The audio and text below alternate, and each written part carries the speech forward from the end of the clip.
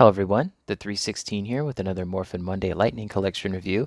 Here I have the Zeo Cog Hasbro Pulse exclusive 2-pack. This originally retailed for, I want to say it was like $34.99. It definitely wasn't the standard retail price for two figures, which would have been $39.99 at the time.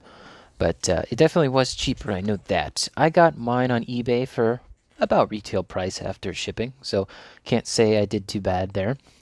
Anyway, let's go ahead and start off with the box. Something I do like about this box is that if you get multiples of this set, you can have, them next to each other. And, you can have just a bunch of cogs right next to each other. So, like, you get the red here and then it starts red over here. So if you place this over there, I just think that's cool. On this side, you got the red with the open visor. On this side, you got the silver with the closed one. And then on the package, you got them in some poses as well. The top of the box weirdly has the two-tone color, even though one side should be red, I'd think. But nope. There's the Legalese side. And they keep falling over all these figures I got here. Let's bring them up. So both figures come with the exact same accessories. So I'm only going to show off one of each and then just multiply that by 2. So first things first, they both get one of the chest effect pieces where like they get destroyed, there's an explosion. You can put this on just about any figure in the line, and it's got the hole for the Z-Putty ones. So there's that. Comes with this fist effect piece, which I have seen a few times before. I'm trying to look at my Beast Morphers blue. I can't tell what color his was. His was blue. This one's in purple.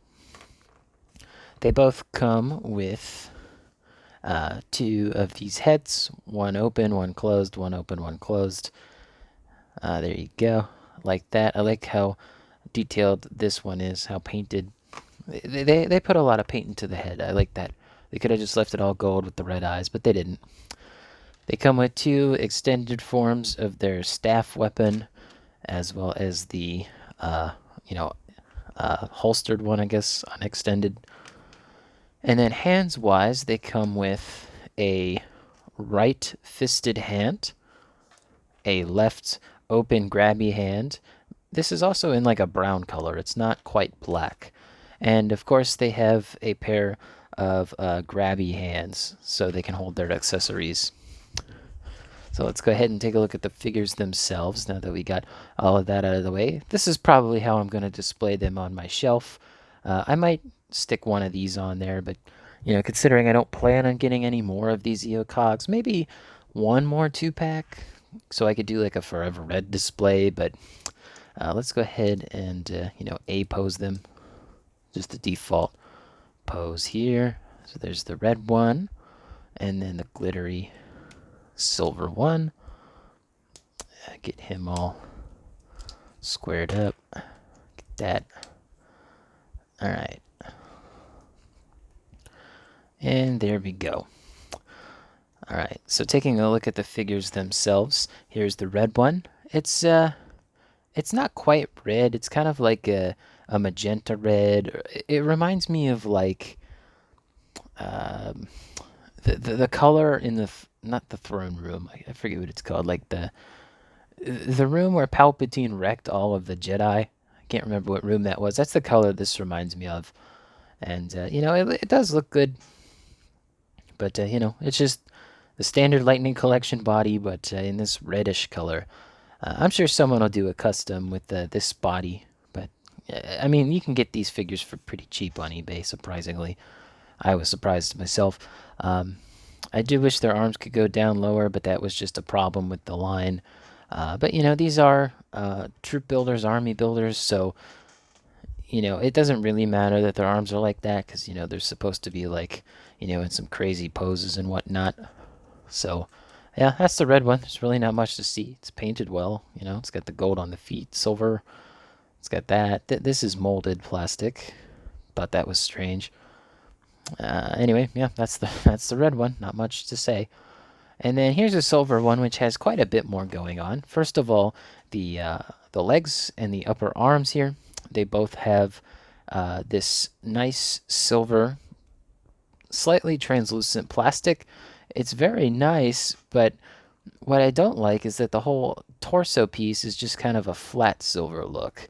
I wish that, this carried on to the actual torso, but from what I've seen from other people's reviews as well as other photos and listings, this is how the figure is supposed to look, which is such a shame because I'm going to bring this one in early, but they were able to do that with the single release cog, so why couldn't they do that with the 2-pack? It might be due to the fact that if you notice on the torso here, it's got a very glittery type of texture printed onto it. From what I can tell, it looks to be like green and blue dots. It's not as easy to make out on camera as it is in person. You can definitely see it on the lower section here. They also added some to the front of the forearm as well as the shoulder piece on both sides. But again, that's kind of hard to see. This may be why they didn't use this on the torso. I'm not entirely sure. But yeah, I do wish that the torso piece was also in that slightly translucent silver color. Because if they could do it in the single release, ugh, just, I don't get Hasbro's decisions with this line, but still, this figure does look good. Again, just the standard body mold. It's got the same articulation and issues that you've seen before, but in a cog form. There's a little blemish on my gold head there. I'll have to work on that. Anyway, let's go ahead and put them next to some other figures in the size comparison portion of the video. I'm gonna stick them like this. So they both stand at about 6¼ inches, and with the extended head, it's about 6.5, give or take. Well, just depending on how you have them stood. So I already brought them in earlier, but here's the single release of the Zeo Cog. As you can see, it's definitely a much darker silver color, and the torso is translucent, so it meshes better. This one, in person, it's not terrible, but on camera, it's definitely very apparent that it's a different plastic color. That's really my only disappointment with this set. But yeah, there's the 3 Zeo Cogs that we received. Personally, I think the single release is my favorite, although I do like the textured paint on this one. Speaking of Zeo, let's get some of the Rangers in here. So we got Blue here, who stole his Tonfas back from the single release Cog, and Zeo Yellow. Man, I did their reviews so long ago. It just feels like ancient history. Anyway, there's how they look next to some other Zeo characters. Let's go ahead and see how they look next to other army builders. I didn't bring all of them down, but I brought down the Mighty Morphin ones, their closest season. So we got the Tango Warrior, single release, and the Putty. Just to give you an idea. Same body molds, basically, just different boots and gauntlet pieces. And heads, of course. But yeah, just to give you an idea how they scale with other army builders. If you want to do a what's the episode called?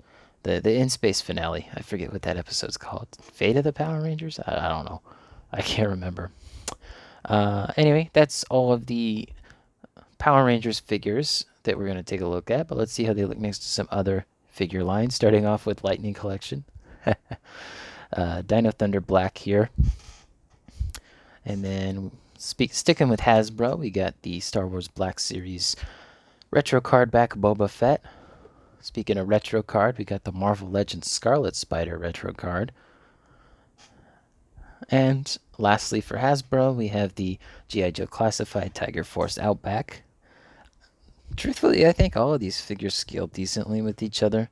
Obviously, they go for an actual true scale, whereas these go for the 6-inch scale. So, I mean, I think it would fit if you wanted to have Spider-Man battle some cogs. Anyway, let's go on to our professional wrestling. We got AEW Unrivaled Samoa Joe, the Mattel WWE Elite 100 John Cena, the Halo Spartan Collection Spartan Yoroi from Jazzwares also, the Build-A-Figure Atrocitus from DC Multiverse McFarlane, and the Gold Label Arkham City Batman. And you know what? Since I keep forgetting to put him in these reviews, I got my Gundam Wing model kit. Just stick him right there. Anyway, so I definitely think this 2-pack was worth the original retail price. On the aftermarket, it's about the same. It's honestly not too bad. I think the most reasonable highest price I've seen is like $43, which that's really not that much from the original retail price. So if you've been debating on getting this 2-pack and you want if you want it, buy it, obviously, but I definitely think it's worth the money. $40, $43. The resale price right now is not bad, so I would recommend hopping on this as soon as you can if you're really interested in it. But I am a little disappointed in the torso as I kept bringing it up in the silver release. The red one's fine, just it's red. I mean, can't. It's kind of hard to screw up red.